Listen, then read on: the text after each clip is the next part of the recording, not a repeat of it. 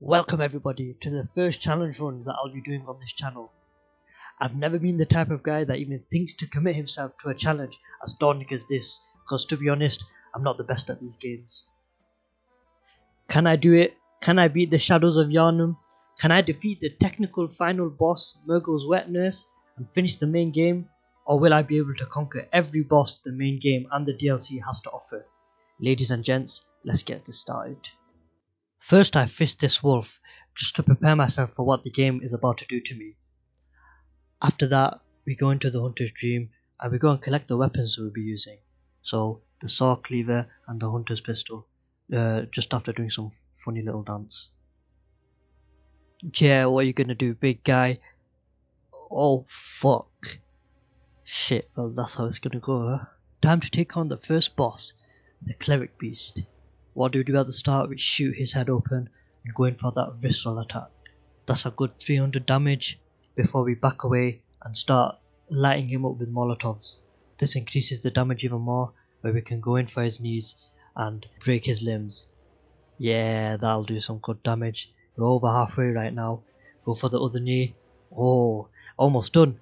A few more hits will take care of this beast and provide us with a pretty sensible first encounter. There he goes, and we walk away with a victory, a prey slaughtered. So we return to the Hunter's Dream and upgrade our saw cleaver to +1. Then we try out for some newer clothes. Need something better than this shit. Oh my god, what the fuck? Alright, on to the second boss, Father Gascoigne. This is still the first area, so we should be good. Should be no panic. I repeat, no panic. What the fuck is this shit? What am I doing? No panic, I said. Guys, I'm sorry, you're gonna have to excuse this atrocious gameplay. I'm not used to the moveset yet, even though the saw cleaver is like one of the most used weapons in this game. I've never been a big user of it, but I am coming to terms with it at the moment. Come on, more damage. Oh fucking hell, that's a narrow escape from death. Oh, there he goes, he transforms into a beast. Will this make the fight harder or easier? Come on. Boom, parry. Let's go. Huge damage. He's so close to getting him down. Yes, let's go. That's the second boss down. Nice, we can proceed to the next area. Here we are, Old Yharnam. Like that, my friend. Let's get started with this place. Hunter's Torch, that'll be useful. A red blood gem that I got from Gascoigne's Arena, that will also be nice. As well as upgrading that saw cleaver. Alright, Drua, we're coming to get you. We will fight man on man. Bit of a long ladder. Yeah, have that. You really thought I was gonna fight him like a man? Oh shit, what the fuck? Oh, come on. Alright, Bloodstarved Beast, let's do this. Shouldn't be too hard, right? Oh, never mind. Well, let's have another crack at this. We'll be doing a particular strategy. That was not part of the strategy. This is though the double backstabs. Just aiming the right way, waiting for him to get in position, and then giving a backstab, charging it again for double damage. This was the first fight where I really felt the BL4 effect, as I couldn't parry. Well, I could parry, but I couldn't visceral because my skill stat is low, so the damage was not really there. But the backstab strat is the way to go. I'll be honest though, this was a long fight, over 5 minutes, and it was a grueling process, but we managed to clutch the victory, and I'll take that. So that's the Bloodstarved Beast done. On to the next area. Alright, Hemwick Charnel Lane. This is an easy area. Should be pretty great, right? Let's get through this. Oh, let me pick this item up for no apparent reason. Come on, what the? Oh, come on. Why does this always happen? Alright, just making my way through, trying to get past. Fuck! Alright, the Witches of Hemwick, a notoriously easy and gimmicky boss for Bloodborne. Let's see how I fare with this BL4 character. So far so good. Get that backstab, my friend. Yeah, fist that witch. Go on. Let's carry on with this process. Should be too easy. Too easy for me. Oh. Spoke too soon. Well, second time should be lucky, right? Oh fucking hell! There's no way I've died 2 times on for the Witches of Hemwick. Alright, well the next attempt went good enough. We had a good run, took the first witch out, with the second one's health bar very low as well. So guess we could call it easy pickings, right? Bloody hell, I can't believe I died twice to these lot. Such a shameful display. Alright, Vicar Amelia, a boss that I had so much trouble with on my very first playthrough, as I'm sure many of you guys had as well, trying to adapt to Bloodborne's fast-paced combat. Well, here's my first attempt at her, and it is going incredibly well. Until... yeah, wouldn't be a boss without me getting fucked, would it? You know, I love Vicar Amelia just because of how Bloodborne's combat shines with her, and particularly the limb breaking system. Look at this, I had no idea that you could absolutely immobilize her like this until this playthrough. Yeah, this is bullying. I thought I'd have a really tough time with this boss, but a beast blood pellet and a fire paper is all you need to wreck her and go on to the next area. Sorry doggo, you've been killed. And now we move on to the Forbidden Woods, everybody's favourite area, right? Right?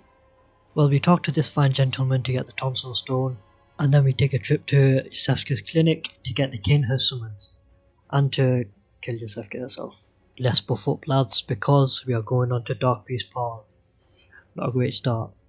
But the same strategy applies here as it did with Amelia. Just absolutely batter his legs. He's so skinny, man, he definitely can't hack that shit. Carry on, keep breaking them.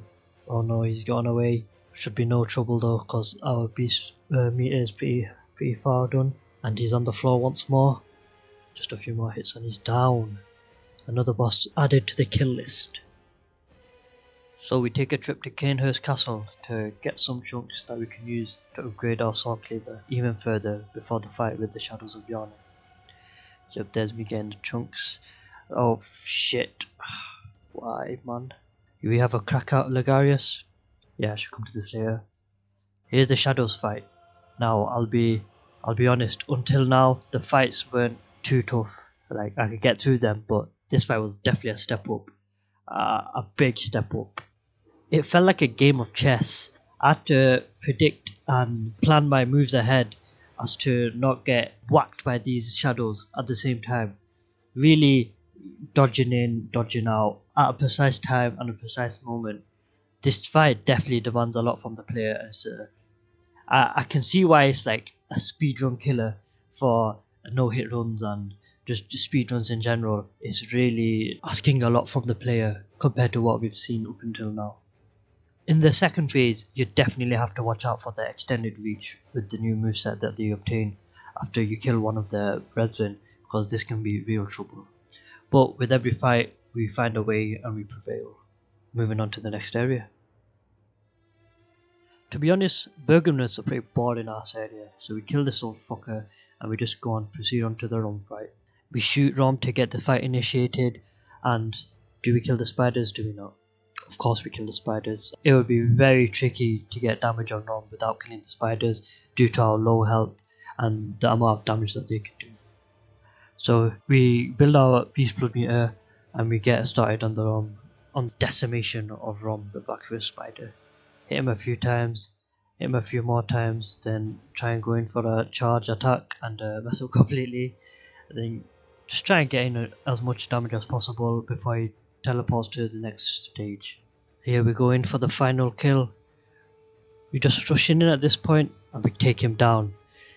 To be fair, it's a scary fight when you come in, but with a strategy and a plan, it is very manageable, that's for sure. And with that, we transfer into the second half of the game.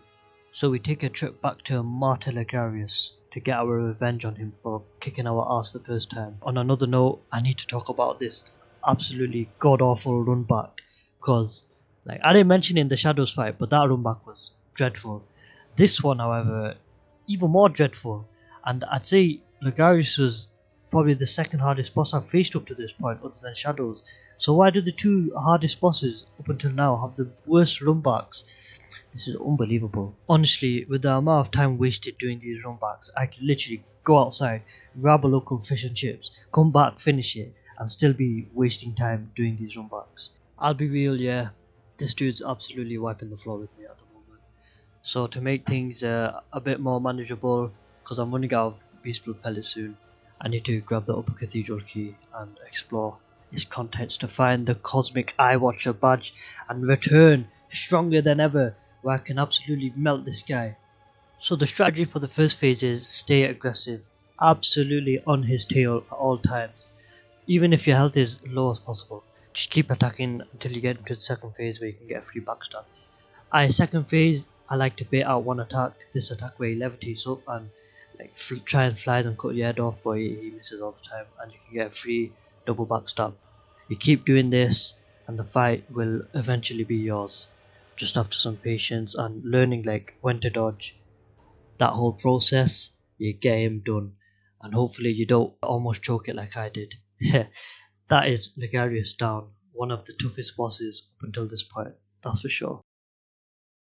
So here we are in Yargul Unseen Village, and we need to get some stuff before we take out the one reborn, such as a tampering gemstone that increases our physical damage by 18%, I think. But yeah, here we are with the one reborn. I think this is probably one of my least favorite fights in this game.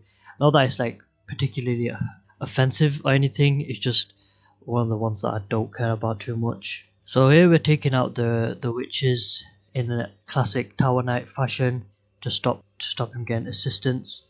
But here's where the strategy that I figured out is amazing. We break the limbs of each of his like legs or whatever these are, but it just completely immobilizes him. Oh yeah, another funny thing, I still can't get my transformation combos down. I'm this far into the game and I'm this sloppy at them. That's embarrassing as hell. On a positive note, however, this fight is going extremely well. I love the new strategies that I've been learning from this playthrough. I never would have figured these out if I hadn't tried taking on this challenge. And you know, that really says something about this game, and I could definitely see myself trying another like type of challenge like this.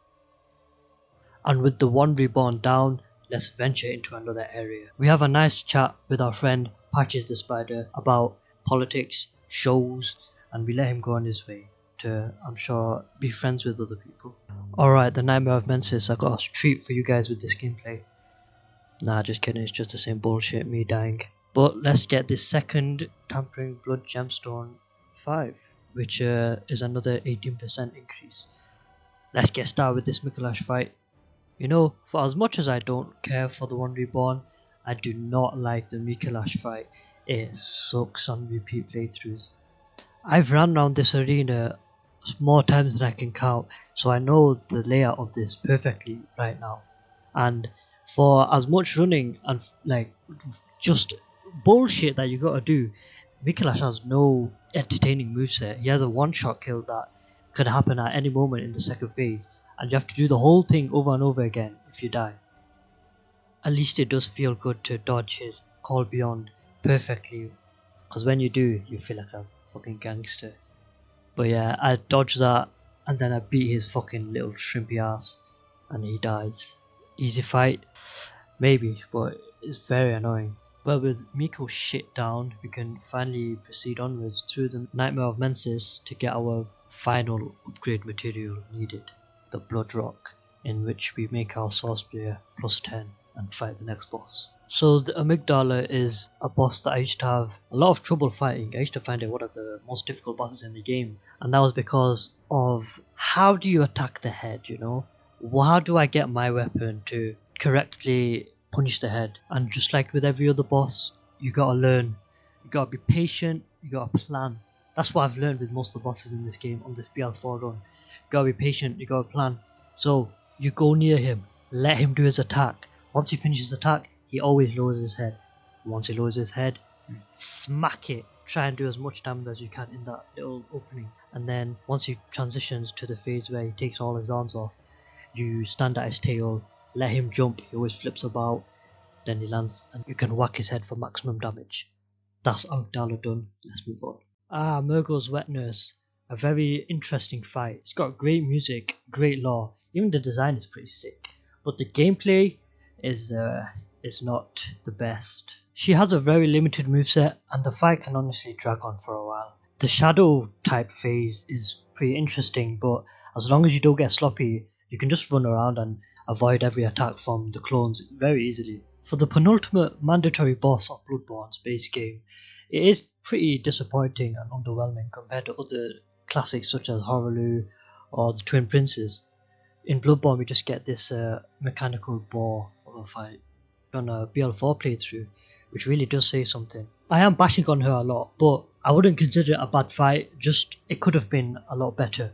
But there she goes, that's Murgle's wet nurse down, and we have one last area of the base game left.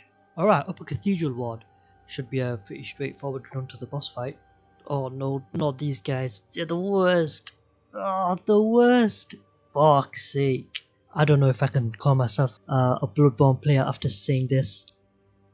I died a bunch of times to the Celestial Emissary. I'm sorry, this is so bad. I can't believe this actually happened. The mob nature of these guys completely fucked me over. But we eventually got them, like everything else. So let's move on to the actual boss of this area. I had heard about the dangers of attempting a BL4 run, the effect it could have on your sanity, your mental health. However, I wasn't prepared for this. I had no idea it would be this tough.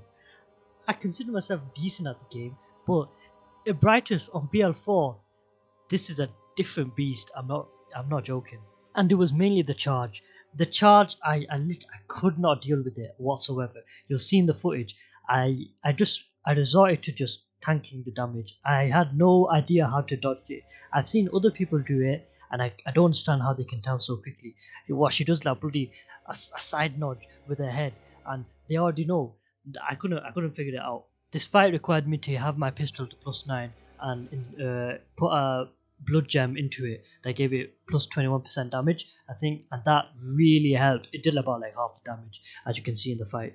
This took about 70 attempts and 4 hours of non-stop pain. I literally, one of the clips I showed, I had her almost killed. I choked it, and that was probably the biggest mistake I could have ever made. But just like every other boss, we've come this far, and we keep going. We keep going. And that wraps up part 1 of the BL4 playthrough. I had a fun time editing and voicing this one over. I think this is a good point in the playthrough to stop it, as all we have left is German and the DLC. But guys, if you enjoyed the video, please like and subscribe and comment your thoughts about the video.